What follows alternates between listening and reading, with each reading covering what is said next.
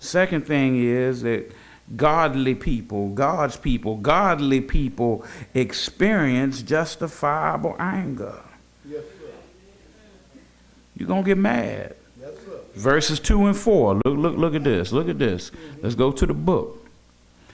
The faithful man has perished from the earth, and there is no one upright among men. They all lie in wait for blood. Every man hunts his brother with a net. They that may successfully do evil with both hands. The prince asks for gifts. The judge seeks a bribe. And the great man utters his evil desire. So they scheme together. The best of them is like a briar. The most upright is sharper than a thorn hedge. The day of your watchman and your punishment comes. Now shall be their perplexity. Micah was like, I am just disgusted that God has appointed watchmen over the community. Well, who are the watchmen in the community? You got elected officials. You got appointed officials. You got supervisors. You got pastors. You got deacons. You got people that we look up to as leaders. And Micah said, I'm angry because instead of them doing what's in the best interest of the people, they trying to get paid. Now, please understand, folks, let me put this in perspective. Ain't nothing wrong with getting paid, but don't be selfish. You know, if you're in the process of getting paid and you want to take everything and forget about the people you're supposed to be serving, something wrong with that picture. Yes, sir. I know you're right. Amen, lights. I got a problem with folks who think they need to exist at a higher plane over the folk that God has put them in charge of. Can we talk? I personally got a problem if I roll up in a church parking lot and the pastor driving a Bentley and everybody else driving hoopty-mobiles. Something wrong with that picture. Amen, lights. Of course, the corollary of that situation is true too. Everybody else driving the Bentley and the pastor driving the hoopty-mobile. Something wrong with that picture. Yes.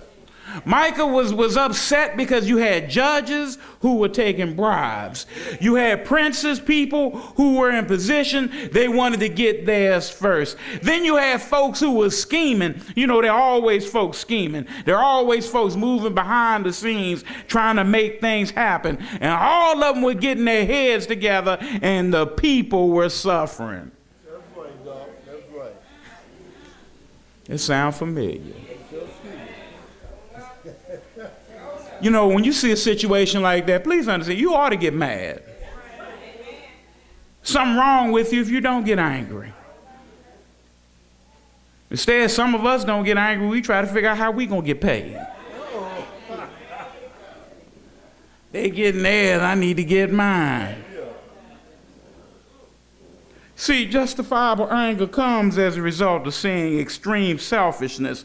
Justifiable anger comes from seeing masters of deceit.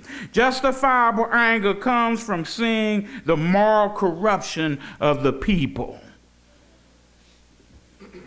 You ought to be mad when folk ain't right. You know, and too long we have tolerated.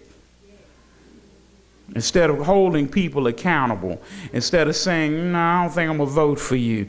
You know, we just look the other way and we just prop them up. Well, you know, that's the way things is. It don't have to be. All right. Godly people experience great disappointment. Godly people experience justifiable anger. Godly people experience deep depression. Wait a minute now, but y'all hold that thought. I know somebody thinking how godly folk get depressed. Oh, it can happen. Verse 5, do not trust in a friend. Do not put your confidence in a companion. Guard the doors of your mouth from her who lies in your bosom.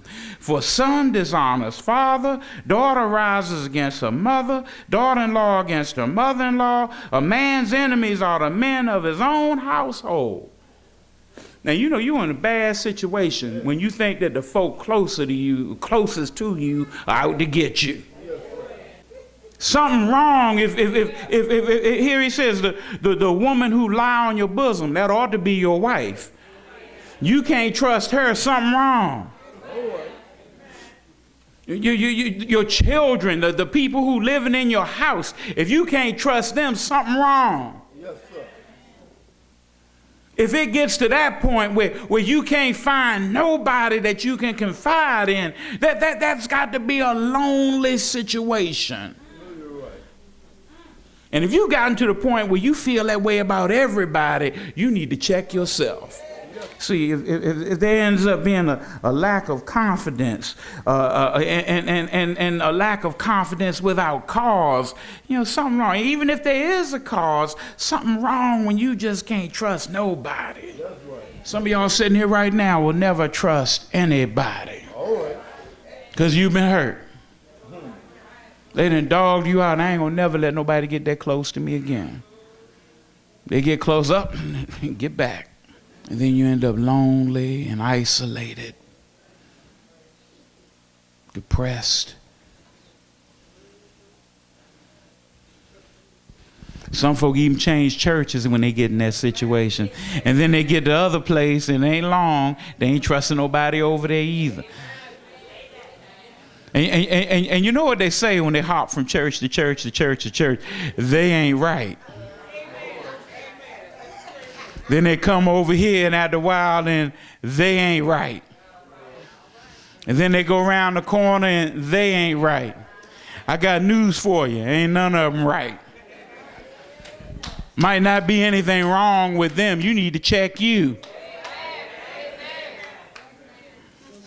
It's depressing to be isolated, cut off, and lonely.